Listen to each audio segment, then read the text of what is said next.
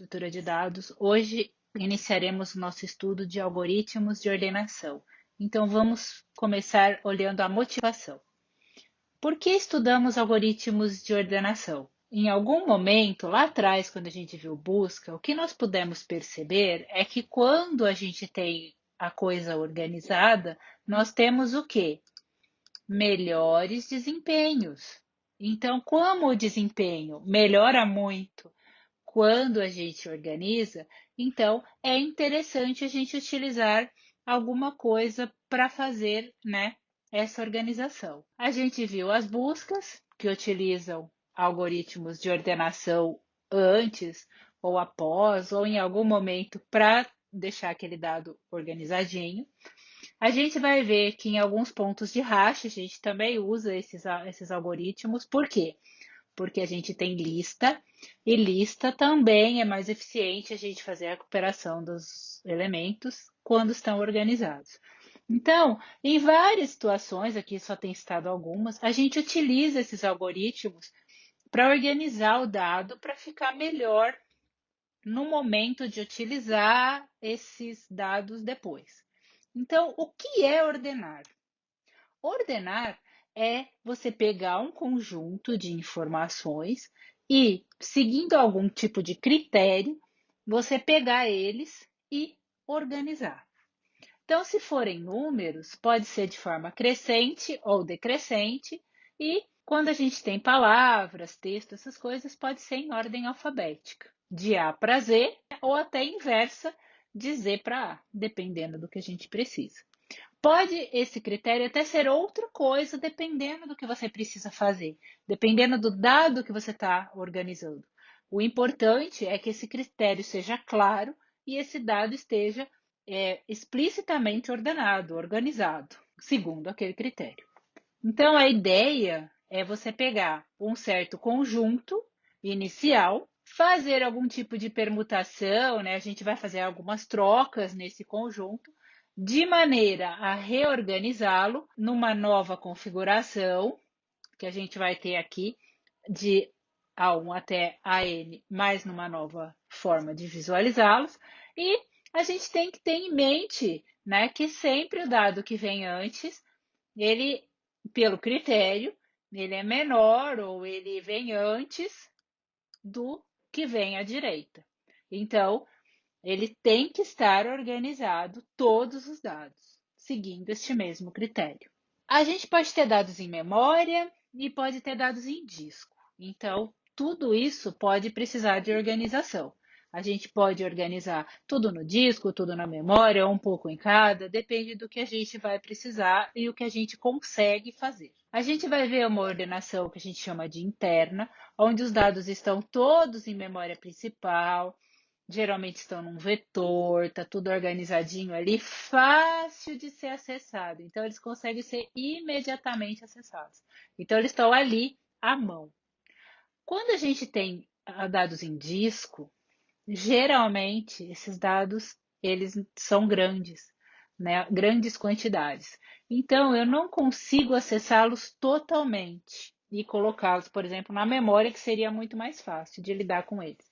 Então, eu consigo colocar partes dele na memória, porque ele não cabe inteiro, tá? Então, partes dele vão sendo acessados sequencialmente ou em blocos e colocados na memória. Aí eu faço lá a organização desse pedaço e recoloco esses pedaços no disco. Eu vou fazendo a ordenação, a organização em partes. Não dá para fazer tudo de uma vez porque não cabe tudo na memória. E para organizar direto no disco é um trabalhão, porque imagina você ficar movimentando coisas só no disco. É muito lento. Então é mais fácil trazer para a memória, mesmo que seja em parte, e a gente lidar aqui na memória. Existem vários tipos de algoritmos de ordenação propostos na literatura ao longo do tempo. Existem algoritmos mais básicos, que são os primeiros que a gente vai ver aqui nessa aula, e alguns que são mais sofisticados. Esses algoritmos mais básicos, eles são bem fáceis de implementar, eles são fáceis de entender. A gente vai olhar para eles e vai conseguir entender assim bem tranquilamente o que eles fazem e como eles fazem a ordenação. Mas a complexidade deles é muito maior, porque como eles são muito simples, eles não pensaram muito em eficiência. Então, eles geralmente são quadráticos, são algoritmos mais lentos, mas eles são super facinhos e gostosos da gente utilizar. Lembra que, para pequenas quantidades de dados, tanto faz o algoritmo que a gente vai usar. É a mesma coisa da busca. Por quê? Porque para pouco dado, qualquer coisa que a gente fizer é muito rápida, independente se ele seja um pouquinho menos eficiente. A gente vai ver alguns aqui estão citados, o bolha, inserção, seleção, são algoritmos bem básicos. A gente vai olhar para os algoritmos mais sofisticados, que são algoritmos mais elaborados, que utilizam recursão, que utilizam outras formas para organizar o vetor. A gente vai ver que eles também utilizam, às vezes, coisas extra, como subvetores, etc. Tudo para você conseguir uma eficiência maior. Então, eles têm ótimos desempenhos, se a gente for comparar com os básicos, só que eles são muito mais difíceis de entender, são mais difíceis de implementar, eles são muito mais complexos, mas eles são muito bons. Então, tem o Merge, tem o Quick, tem o Heap. O Quicksort é o mais famoso, gente. A gente vai ver aí que eles têm implementado em vários lugares, incluindo na própria linguagem C, tem uma função Quicksort lá implementada. Então, a gente vai começar a nossa aula de hoje olhando para esses algoritmos mais basiquinhos, os primeiros que foram propostos, eles são bem simples da gente entender. E, de certa forma, eles são mais próximos do que nós mesmos pensaríamos se alguém mandasse organizar uma quantidade aí de informações. Eles são bem mais tranquilos. Então vamos começar do bolha. O bolha é um algoritmo super tranquilo da gente entender. Coitado, ele é muito ineficiente porque ele é um algoritmo quadrático. Ele faz um monte de trabalho inútil. A gente vai ver aí ao longo, né, da explicação aqui do algoritmo. Eu vou falando, né, as coisas que é bom e o que não é dele. Ele é um algoritmo, como o próprio nome diz, bolha. O que ele tenta fazer? Ele praticamente é como se ele colocasse numa bolha os maiores elementos do vetor e esse elemento fosse passeando até lá mais para o final. Então, é por isso que chama bolha, parece que ele vai carregando esse elemento para o fim do vetor, os maiores elementos. Então, ele faz isso como? Ele vai fazer comparação em pares, então ele vai 2 a 2 comparando, e se o da esquerda é maior que o da direita, ele troca os elementos. E assim ele faz, vai passar muitas vezes pelo vetor, fazendo essas trocas e essas comparações. Então, por isso que ele é tão ineficiente, coitado. Ele é um algoritmo não muito querido. Então, o que você precisa para fazer a ordenação de um vetor?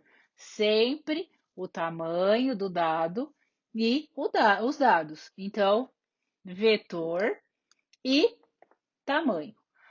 Esses algoritmos básicos, eles começam sempre de dois loops. Um loop que faz alguma coisa interna e um loop externo que também vai fazer aí ou fazer as passadas ou, né, fazer o aumento do conjunto que eu vou estar utilizando.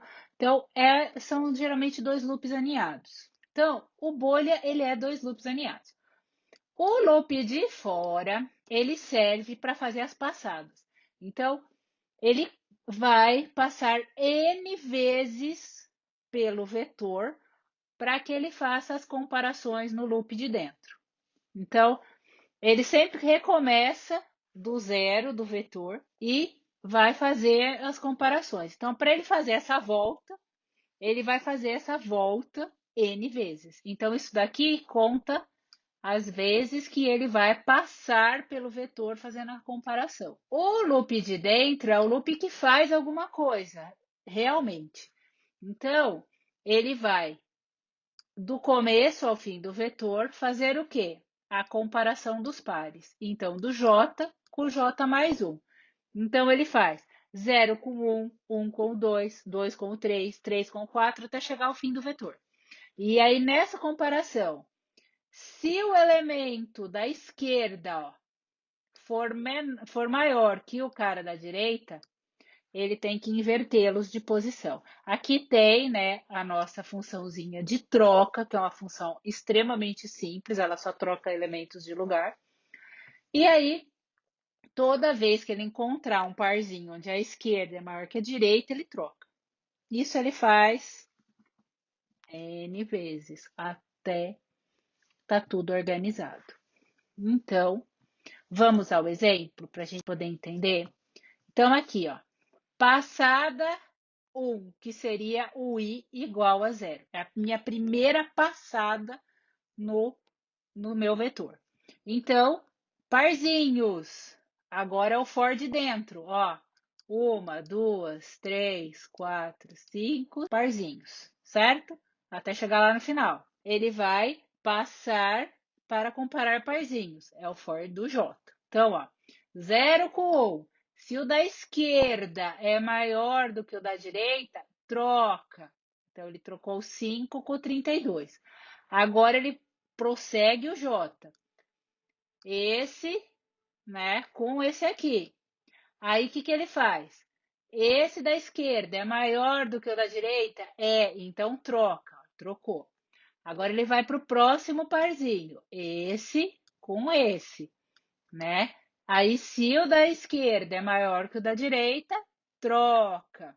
Aí, ó, 32 está indo embora lá para o final. Próximo parzinho, esse com esse. O da esquerda é maior do que o da direita? É, então troca. Último parzinho, da esquerda é maior que o da direita, trocou, acabou. Olha o que ele fez com o 32. É como se a bolha estivesse passeando com o 32 lá do começo até o final. Então, essa, gente, é a primeira passada, é o I 0, for de fora. E esse aqui é o for de dentro. Passou, né, uma vez e comparou todos os parzinhos. Aí no I1, certo? Vai fazer a mesma coisa no for de dentro. Primeiro parzinho, esse é maior do que esse? Não. Segundo parzinho, esse é maior que esse? É, então troca. Terceiro parzinho, ó. Esse da esquerda é maior que o da direita? É, então troca. Ó, 23 está indo embora lá pro final.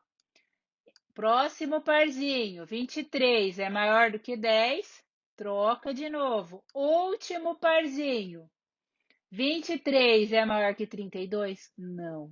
Então não troca nada. O que a gente percebe nesse pedacinho aqui? A gente já percebe um problema sério do bolha. Essa última avaliação aqui de troca não precisava ser feita. Porque a gente já carregou o 32 para o final e a gente sabe que ele está no seu lugar correto já. Então, eu não precisaria considerar essa comparação.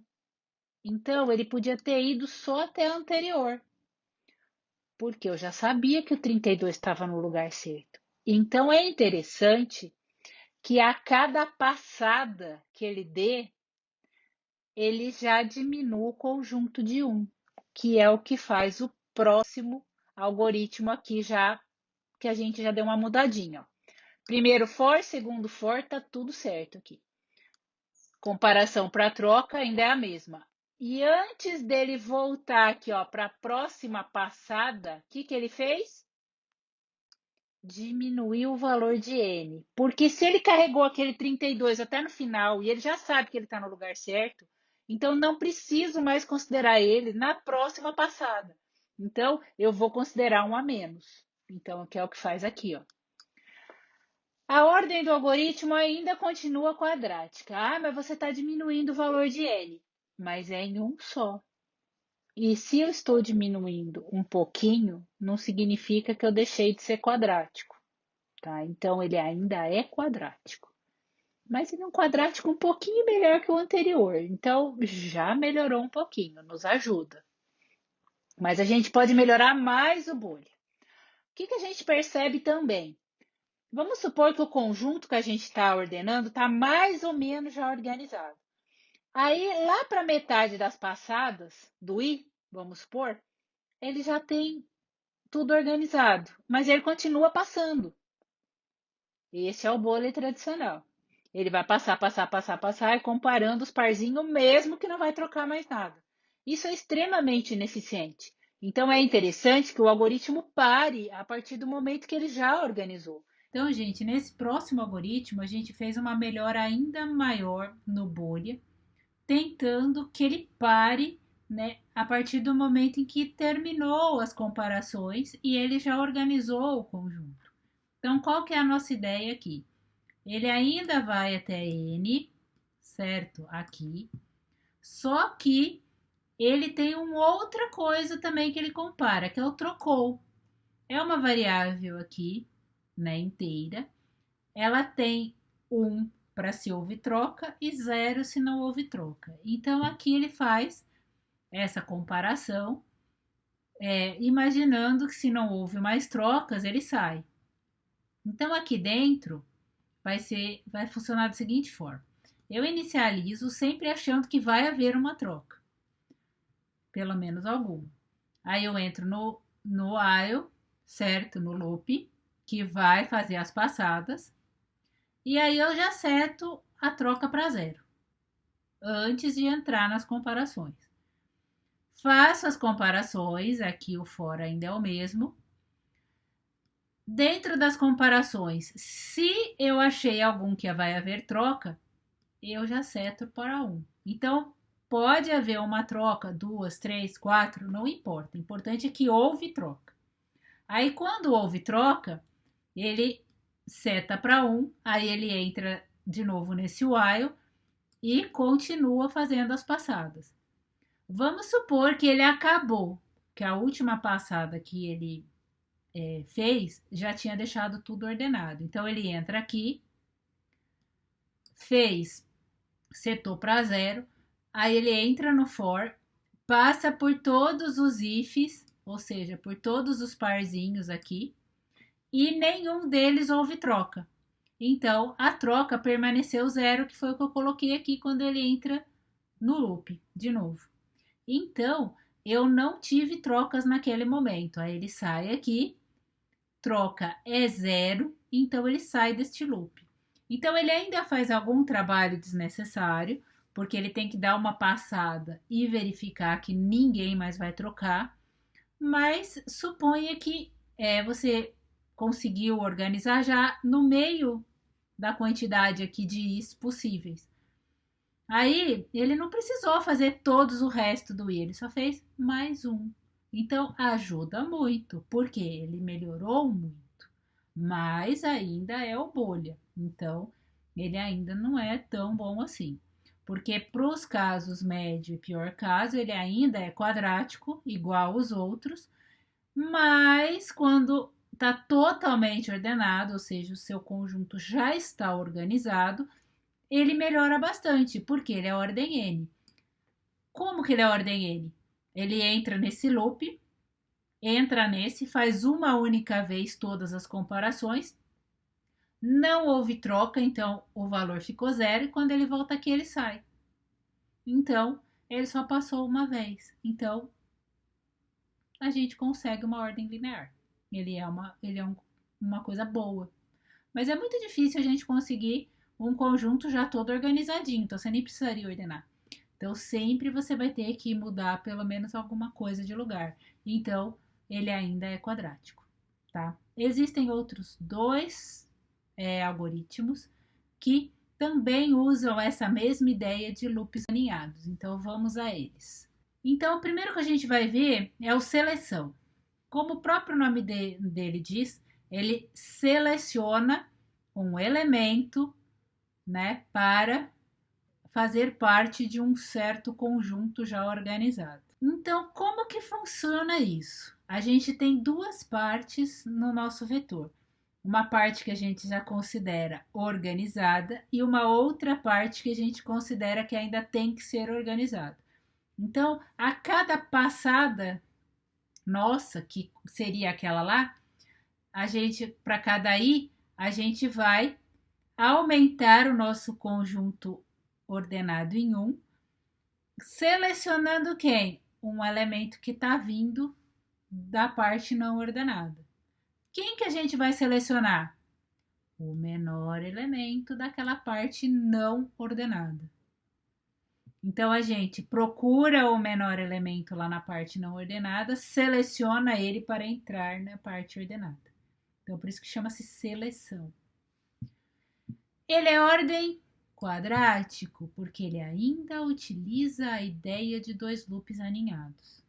Então, ele não é tão melhor que o bolha, certo? Então, vamos tentar entender o algoritmo. Entre o vetor ainda entra o número de elementos que vão ser ordenados. E esse loop, ele serve para aumentar o conjunto ordenado em um elemento. Então, a gente parte de um conjunto vazio e vai acrescentando novos elementos. Então, ele vai crescendo e ele vai sendo selecionado o elemento que vem da parte não ordenada do conjunto, que é o segundo loop. Então, esse loop eu aumento o conjunto ordenado em cada i. Então, o i começa, né, em 0, ou seja, eu tenho um vetor de um elemento só, estou acrescentando o vetor 0, depois vetor 1, 2, 3, então vou aumentando ele. Como que a gente acha um menor? A gente precisa inicializar e aí a gente vai testando esse valor com todos os demais do conjunto e vai trocando até que a gente chegue no menor valor possível daquele conjunto. Então, ó, eu inicializo o meu menor com o elemento que está sendo colocado. Então, qual posição que eu estou colocando agora no meu vetor? É a posição i. Então, nesta posição tem algum valor lá. Então, eu inicializo o menor com aquele valor. A partir dali, eu vou testar com todo mundo para frente dele. Então, ó, o loop de dentro, ele começa de i mais 1. O que isso quer dizer? Ele começa logo após a parte ordenada. Então, a minha parte ordenada, por exemplo, para i igual a 0, só tem o vetor da posição 0. Aí, do 1 para frente, está não ordenado. Então, é dali que eu vou procurar. Então, eu elejo um elemento aqui inicial, que seria o menor, e este for ele serve para encontrar o menor elemento. Então, ele vai vasculhar da posição i mais 1, ou seja, da parte não ordenada até o final do vetor, quem é o menor. Então, toda vez que ele achar um menor, ele vai mudando o valor do menor aqui dentro, até achar o menor elemento. A hora que ele acha o menor elemento, ele tem a posição desse elemento no vetor. E aí, o que ele faz? Ele troca, aqui embaixo, ó, o menor elemento com o vetor i, que era quem? O cara que estava lá na posição aonde vai receber a seleção. Mas ele vai receber isso aí só se ele não for o menor. Porque existe o caso de que aquele elemento que está na posição aonde vai o menor já ser o menor. Então, ele não precisava trocar. Então, aqui ó, é o que está dizendo isso. Ó. Se o cara que eu achei na parte não ordenada é menor do que o cara que já estava lá, ele troca. Se não, ele deixa quem estava lá e passa para o próximo, certo? Então, como que funciona isso? Vamos ver num exemplo. Aqui está o nosso conjunto. Então, eu começo, essa é a posição que vai receber o selecionado. Então, essa é a parte ordenada do seu vetor. Daqui para lá, eu tenho que procurar o menor elemento. Procuro e encontrei o menor elemento dessa parte.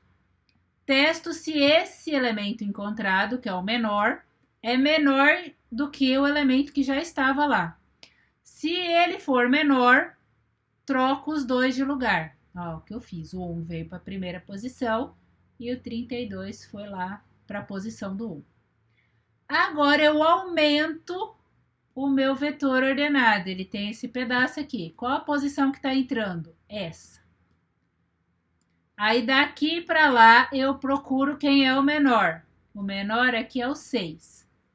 6 é menor que 5? Não, então eu não troco. Aumento o meu vetor ordenado. Agora ele é assim, aqui.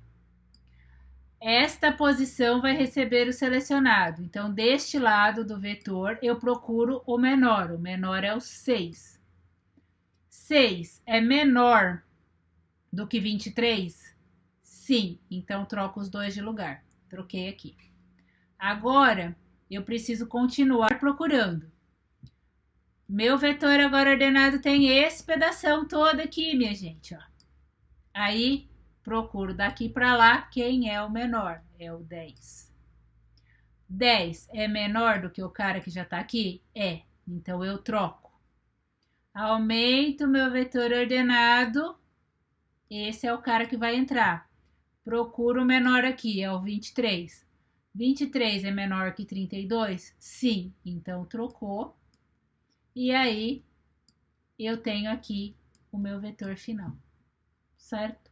Então, eu tenho uma parte ordenada sempre do vetor aqui e uma parte não ordenada. Então, eles trabalham pensando nisso. O próximo algoritmo segue a mesma linha. Tem uma parte ordenada e uma parte não ordenada. Então, vamos ver como ele funciona. Ele é meio similar assim à carta de baralho, né? Você escolhe um cara para entrar e aí você tem lá já um conjunto e você coloca o elemento na posição. Então, ó, você vai percorrer a parte não ordenada, né? Colocando mais um elemento, e a parte ordenada você vai ver aonde aquele elemento se encaixa e colocá-lo no lugar. Então, o loop de dentro agora vai vasculhar a posição adequada do elemento que foi escolhido para entrar. Então, eu escolho um elemento da parte não ordenada para entrar e aí ele é colocado no lugar certo. Então, esse algoritmo é um pouco melhor do que o seleção e um pouco melhor que o bolha, porque no melhor caso ele sempre de ordem N e ordem quadrática nos outros casos, porque ainda são dois loops aninhados. Então, vamos ao algoritmo para a gente poder entender. Ainda entra o vetor, ainda entra o tamanho. Esse for de fora, ele vai eleger o cara que vai entrar no vetor ordenado. Então, esse cara, certo, ele vai colocar um elemento no vetor novo, no vetor que já está organizado. Então, ele tem que eleger a pessoa que vai entrar, a pessoinha. Quem é a nossa pessoa que vai entrar? É o elemento que está na posição I. Então, ele faz mais ou menos o que faz a seleção. Ele parte de um vetor vazio, aí ele elege um elemento para entrar, então seria o vetor 0. Aí esse cara, ele já está na sua posição, aí ele elege o vetor posição 1 para entrar nesse vetor ordenado. Então, tem um valor lá na posição 1. Esse valor é o eleito. Aí eu procuro o lugar dele e coloco ele lá na parte ordenada. Então, é isso que faz. Então, aqui, ó, eu vou estar aumentando o vetor ordenado e selecionando quem vai entrar, que é o elemento da posição vetor I, que a gente chamou de chave. Aqui dentro, eu vou fazer o quê? Procurar o lugar do elemento. Então, ó, enquanto esse carinha da chave, que é o carinha eleito, né, ele for menor do que o carinha que eu tô testando, eu vou começar sempre do final pro começo, tá, gente? Da parte ordenada. Então, eu começo do I, né? E aí eu vou indo para trás. Aí, o que acontece? Se esse carinha é menor do que o cara que eu tô procurando, né? Eu já tenho que parar. Agora, se o carinha que tá na posição é maior do que ele, ou seja, maior que o carinha que vai entrar, ele tem que ir para trás. Ele é para trás desses elementos. Então, ele tem que achar a sua posição. Que é isso aqui, ó. Enquanto a chave for menor, significa que os elementos que já estão lá no vetor são maiores que ele. Então, enquanto ele é maior, eu tenho que ir seguindo. Se eu achar alguém menor do que ele, parou. Aí o que ele faz? Ele copia um para trás. Então ele pega o seguinte: ele copia a penúltima posição para a última, a antepenúltima para a penúltima. Ele vai copiando um para trás até ele achar quem? Um cara menor do que ele. Porque aí ele não tem que copiar mais, achei o buraco.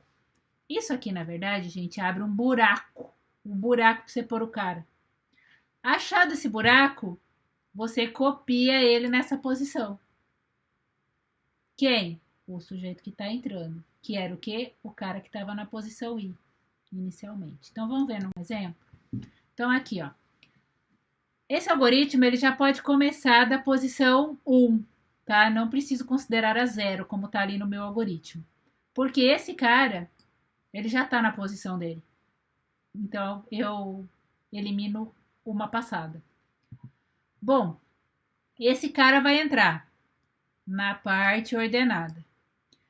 Aí eu tenho que pôr ele na posição correta. Então eu copio 32 para cá, abro um buraco e coloco o 5 aqui. Não, coloquei ele aqui. Agora eu acrescento mais um na minha parte ordenada. Copio 32 para cá. Vou copiar o 5? Não, porque o 5 é menor do que o 23. Então o buraco dele está aqui, ó. Coloquei o 23 aqui, ó. Aumento a parte ordenada em mais um. Esse é o I. Aí eu venho, copia 32 para cá, copia 23 para cá. Copia 5? Não, porque ele é menor. Então, o buraco do cara é aqui. Coloquei o 6 aqui. Aumento o vetor ordenado. Copia 32 para cá, copia 23, 6, 5. O buraco do cara é aqui, ó. Coloquei o 1. Acrescentei o 10 na parte ordenada, copia 32 para cá, 23 para cá, 6 vai? Não, então o buraco do carinha é aqui. Aí, coloquei. Vetor está ordenado. O seleção, né, ele é sempre quadrático, porque você seleciona, né, um carinha menor e enfia ele no conjunto. Esse daqui, ele é um pouquinho melhor. Então, eles até fizeram uma variação dele, que chama Shell. Então, pessoal, o algoritmo Shell, ele é uma variação do algoritmo de inserção. Onde ele tenta o quê? Ele dá com vários vetores menores para depois fazer a inserção propriamente dita. Então, ele vai ignorar alguns valores, né, no meio do caminho, considerando subvetores, baseado no que ele chama de saltos. E aí, nessa conjectura, ele acha que ele vai conseguir uma eficiência maior. Então, o que acontece? Tudo vai depender desse salto. Para o caso médio e para o melhor caso, a gente teria o quê? Ordem N, dependendo do quê? Do tamanho do salto. Então, não é muito certo. Esse algoritmo, na verdade, ele não tem uma ordem definida que é aceita por todos na literatura. Existem algumas contestações e existem pessoas que calculam isso de forma diferente. Aqui eu estou colocando o que é mais aceito. Então, para o pior caso, ele tem essa conjectura aqui de ordem. N log quadrado de N. Não é todo mundo que aceita, então essa informação é a mais aceitável, mas não é a única. Existem outros cálculos que são feitos para esse mesmo algoritmo. Então vamos ver o algoritmo, porque ele é um pouco diferentão de tudo que a gente já viu. Então ele tem esse tal desse elemento chamado salto, que é utilizado para poder considerar esses subvetores. E mais a realização do que faz uma inserção, que é abrir um espaço, colocar o elemento no seu lugar adequado e tudo que o outro já fazia. Então, ele vai calcular um salto inicial aqui, ó, nesse for. Essa fórmula pode mudar dependendo da situação. Então, essa fórmula também não é única para calcular o salto. Existem várias variações dela. Eu estou pondo uma forma de calcular aqui. Então, aqui ele calcula o salto inicial, ou seja, um valor inicial baseado no tamanho do vetor. E aí ele vem e entra. Se esse salto que eu calculei inicialmente é um valor válido, né? Ou eu ainda estou obtendo valores válidos de salto para continuar o algoritmo, ele continua nesse while aqui. Aí ele entra aqui e calcula o salto real. Aí ele vem, faz o cálculo, isso também não é único. Essa fórmula é uma das fórmulas possíveis, podem haver outras. Aí ele vem e calcula. Aí ele entra aqui, tá? O que ele faz aqui? Ele vai escolher nesse for quem vai entrar para o conjunto, que é aquele item que é escolhido para ser colocado na parte ordenada. Quem que é? É o alce. Então, quem que é que ele escolhe? É o cara que está na posição I do vetor. Da onde ele começa? Do salto. Então, esse algoritmo ele foi implementado de trás para frente. Então, ele não começa lá da posição 0, ele começa de salto e aí ele vai escolhendo para frente lá quem que vai ser colocado. Por que isso? Porque ele vai desconsiderar um monte de valores. Então, ele melhora de trás para frente do que de frente para trás. Poderia ser de outra forma, tá? Essa é uma implementação. Então, ele vai escolher aqui, a partir de salto, quem vai estar entrando. E aqui dentro ele faz o quê? A mesma coisa que o inserção. Abre o buraco. Ele vai ver aonde tem que colocar o elemento, abre o buraco lá e faz o quê? Copia o elemento lá. Então, isso aqui, gente, é só para abrir o buraco, tá? Então, ele copia o J, né, aqui para o J menos salto. Então, ele vai abrindo um buraco. Mas ele tem que levar o salto em consideração porque ele está desconsiderando valores do vetor em cada salto que eu considero, certo? Então, isso aqui é importante. Então, ele faz a mesma coisa que o inserção. Elege alguém para entrar, abre o buraco, coloca o cara lá. Independente de que vetor você está considerando, ainda é um algoritmo baseado no inserção. Então, vamos ver no exemplo para a gente dar uma clareada? Aqui a gente tem um vetor com 6 elementos. Então, aquele salto inicial que ele calcula, ele vem com 13, tá? Aí, daquele primeiro for. Aí, essa é a inicialização. Daí, ele entra, faz aquele cálculo real e obtém 4. Então, ele vai pular de 4 em 4. Então, ele entra nos is. O i começa de salto, então ele começa da posição 4. Então, esse sujeito é o eleito para entrar. A partir daí, eu vou 4 posições para trás e observo, né, aonde ele tem que entrar de 4 em 4. Então, eu vou fazer o quê? Aquelas cópias para abrir o buraco. Então, esse cara é o eleito. E aí ele vem copiando, ó. Copia daqui para cá, certo? E coloca o elemento, como aqui acabou o vetor, e só copiou um. Então, coloca o elemento aqui na posição e o outro foi lá para o fundo. Isso é bom, gente, porque o 32 estava na primeira posição e agora ele já está mais para o fundo. De certa forma, ajudou. Agora, eu venho daqui para o final do vetor elegendo os elementos para entrar. Elegi o 10. 10 vai entrar no vetor contando de 4 em 4. E esse pessoal do meio aqui, ó? Gente, desconsidera. Para ele, nesse momento, não existe. Então, ele vai daqui, olhar lá 4 para frente. Aí ele olha, não tem que copiar ninguém, porque o 5 já é menor do que 10. Acabou o vetor, então não tem como ir para lá. Então, aqui acabou nesse salto. Por quê? Acabou o vetor aqui também. Então, acabou, volta lá para cima daquele esforço, calcula um próximo salto, tá? Aqui, o salto já deu 1. Nesse caso, quando o salto vai para 1, ele vira o quê? O inserção que a gente conhece. Ele vai eleger 1 a 1 e aí ele vai fazer aquela velha história que a gente já conhece, ó. Parto de salto, daqui para frente, elegendo 1 por 1. Elejo 5 para entrar na parte ordenada onde tem o 1. Não precisa copiar ninguém, porque eles já estão na ordem certa. Elejo 23. Eles precisam ser movidos? Não, porque já estão na ordem certa. Elejo 6 para entrar. Aqui precisa copiar. 23 vem para cá e o 6 entra no buraco dele, que é aqui.